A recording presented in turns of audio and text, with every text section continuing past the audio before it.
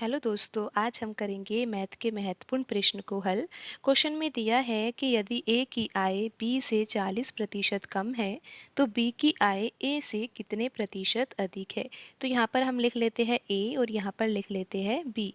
40% को हम भिन्न में बदलेंगे तो भिन्न में क्या आएगा, 40/100। और जब हम इसको 20 के पहाड़े से काटेंगे तो ये कितनी बार कटेगा, 40 कटेगा 2 बार और ये 100 कटेगा 5 बार। तो 40% किसके बराबर है, 2/5 के बराबर है।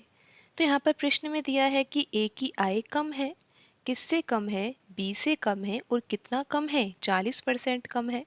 तो यहाँ पर हम मान रहे हैं कि जो ये बट्टे में 5 लिखा हुआ है ये किसकी आय है, बी की आय है।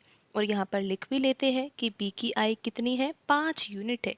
5 रुपये मान लीजिए, वैसे तो 5 रुपये बहुत कम है लेकिन हम यहाँ पर 5 यूनिट लिख रहे हैं। तो 5 का 40% कितना होता है, 2 यूनिट होता है।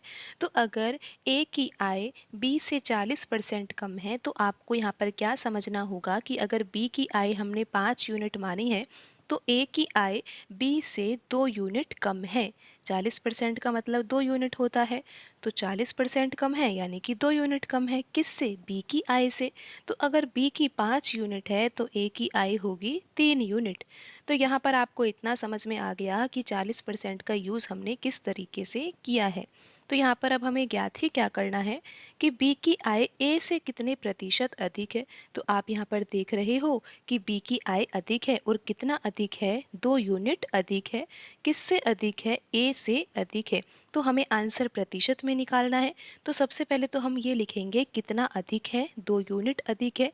किससे अधिक है, तुलना किससे हो रही है, ए से हो रही है। तो ए की आय को हम यहाँ पर बट्टे में रखेंगे, गुणा करेंगे हम यहाँ पर 100 से। तो यहाँ पर अब हम हल कर लेते हैं।